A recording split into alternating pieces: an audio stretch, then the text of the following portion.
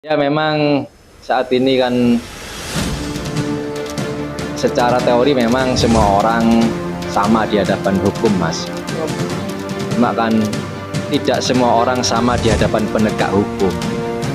Ya, jadi semua orang sama di hadapan hukum, tapi tidak semua orang sama di hadapan penegak hukum.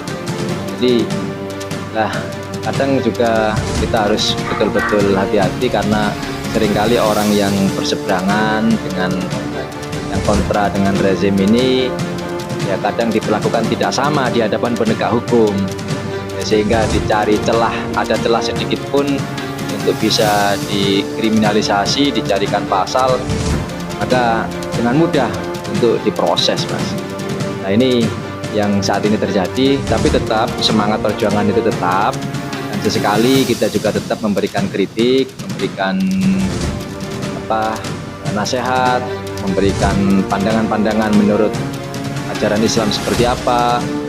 Tetap kita berusaha semaksimal mungkin, tapi lebih hati-hati lagi karena jangan sampai ada celah sedikit pun bagi musuh untuk mengkriminalisasikan kita, Mas. Jadi perjuangan itu akhirnya kan bisa dari 100-200 orang itu bisa kita mengumpulkan jutaan umat pada saat itu, bisa mengumpulkan sampai 7 juta lebih umat ya, menurut kalkulasi matematik yang logis ya.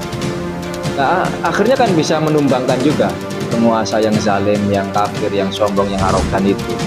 Dan sekarang alhamdulillah setelah itu ujian itu berlalu, yang batil sirna, yang hak muncul, kita punya pemimpin yang muslim, yang amanah, yang adil, yang tidak diskriminasi, yang tidak mengkriminalisasi ulama, yang pro kepada habaib, yang lurus dan istiqomah, dan seterusnya, yang mensejahterakan rakyat, yang tidak korupsi, ya kan?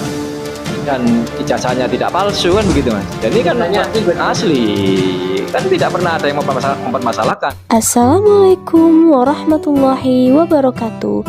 Sobat Lutfi Info dimanapun berada, welcome to my channel YouTube Lutfi Info, YouTuber santai yang membuatnya terlelap hingga tertidur. Gerakannya seperti badai yang membuatnya terkejut hingga terbangun dari tidur. Salam takdim untuk semua. Assalamualaikum warahmatullahi wabarakatuh. Alhamdulillahirrabbilalamin. Bersyukur kepada Allah. Allahumma sholli ala Sayyidina Muhammad. Bersolawat pada Nabi Agung Nabi Besar Muhammad SAW. Berjumpa lagi di channel YouTube Lutfi Info, YouTube berpejuang, dan alhamdulillah Amazing Pasuruan. Jadi kali ini Lutfi Info silaturahim ke tempatnya Gus Nawawi di Pasuruan, di pondok pesantren beliau. Alhamdulillah. Monggo Gus disapa teman-teman semua, Gus. Assalamualaikum warahmatullahi wabarakatuh. Alhamdulillah saya kedatangan tamu istimewa dari Malang, seorang pemuda dengan giroh perjuangan yang luar biasa. Beliau adalah Lutfi Info channelnya, kemudian juga YouTuber pejuang. Sahabat-sahabat dari subscriber Amazing Pasuruan bisa mengunjungi channel Lutfi Info dan YouTuber pejuang. Silahkan dikunjungi, dilihat konten-kontennya. Di situ pasti banyak pelajaran yang bisa kita ambil. Silahkan di like, komen, share, dan seterusnya kepada semua teman-teman. Alhamdulillah begitu sambutan dari beliau. Alhamdulillah diterima oleh beliau walaupun beliau sangat sibuk ini kegiatannya sore hari ini. Alhamdulillah. Jadi Gus gini, ini kan berapa hari yang lalu atau berapa minggu yang lalu ada pertanyaan kepada saya pribadi Gus. Nah, jadi terkait perjuangan Gus. Nah, jenengan ini kan sempat masuk pondok pesantren juga sih. Pesantren. Nggih. Nggih, Masya Allah. Nah, itu sebelum jenengan masuk itu kan sempat membangkitkan giroh khususnya di Jawa Timur, Gus. Apalagi para pemuda-pemudi itu kan yang selalu menyuarakan kebenaran dan menunggu komando. Alhamdulillah jenengan salah satu yang disorot gitu kan. khususnya di Jawa Timur Gus ya. Eh, Lah setelah jenengan masuk terus keluar itu kan kok agak nurun sampai ada yang mengatakan atau nyerah atau masuk angin. Jadi monggo Gus dijawab langsung oleh beliau ini. Iya, terima kasih Mas Lutfi atas perhatiannya. Ya memang saat ini kan secara teori memang semua orang sama di hadapan hukum, Mas. Cuma kan tidak semua orang sama di hadapan penegak hukum. Ya, jadi semua orang sama di hadapan hukum, tapi tidak semua orang sama di hadapan penegak hukum. Jadi lah kadang juga kita harus betul-betul hati-hati karena seringkali orang yang berseberangan dengan yang kontra dengan rezim ini ya kadang diperlakukan tidak sama di hadapan penegak hukum ya, sehingga dicari ada celah sedikit pun untuk bisa dikriminalisasi, dicarikan pasal, maka dengan mudah untuk diproses, Mas. Nah ini yang saat ini terjadi, tapi tetap semangat perjuangan itu tetap, dan sesekali kita juga tetap memberikan kritik, memberikan nasihat, memberikan pandangan-pandangan menurut ajaran Islam seperti apa. Tetap kita berusaha semaksimal mungkin, tapi lebih hati-hati lagi karena jangan sampai ada celah sedikit pun bagi musuh untuk mengkriminalisasikan kita, Mas. Jadi hanya itu saja mungkin, karena memang kesibukan juga semakin banyak, apalagi ini juga barusan saya ibadah umroh, terus kemudian kebetulan admin di Amazing Pasuruan juga sedang banyak ngejob weddingan, kegiatan di banyak tempat. Kemarin ini di daerah Lumbang, sehingga jarang ketemu juga. Tapi ketika ada kesempatan, kita akan coba untuk memberikan pandangan lah terkait dengan persoalan-persoalan yang sedang menjadi perbincangan publik khususnya. Gus, ini ada pertanyaan Gus. Juga pribadi Lutfi bertanya terkait perjuangan Gus. Jadi langkah-langkah perjuangan ke depannya bagaimana Gus? Agar kita ini kan tidak sampai para yang tidak suka dengan kita, yang kontra dengan kita, dicari celah sedikit pun untuk mencari pasal-pasal yang yaitu disebut pasal karet Gus. Oke. Jadi langkah-langkah perjuangannya bagaimana Gus? Yang ke depan yang pastinya kita tetap menyuarakan, tapi dengan cara masing-masing, dengan makomnya masing-masing gitu Gus. Ya, yang pertama tentu istiqomah ya, istiqomah. Jadi faqul ja'al haqqu wa zaqal batil, innal batila kana zahuqa. Jadi kalau ingin ketidakadilan itu sirna, kebatilan itu lenyap, maka yang hak harus dihadirkan, harus terus disuarakan, harus terus diperjuangkan. Jangan mimpi kebatilan akan lenyap, akan sirna, kalau kebenaran tidak pernah disuarakan, atau kita mundur dari kebenaran itu, atau kita tidak istiqomah. Jadi kuncinya istiqomah, istiqomah menyampaikan kebenaran, istiqomah menyampaikan yang hak.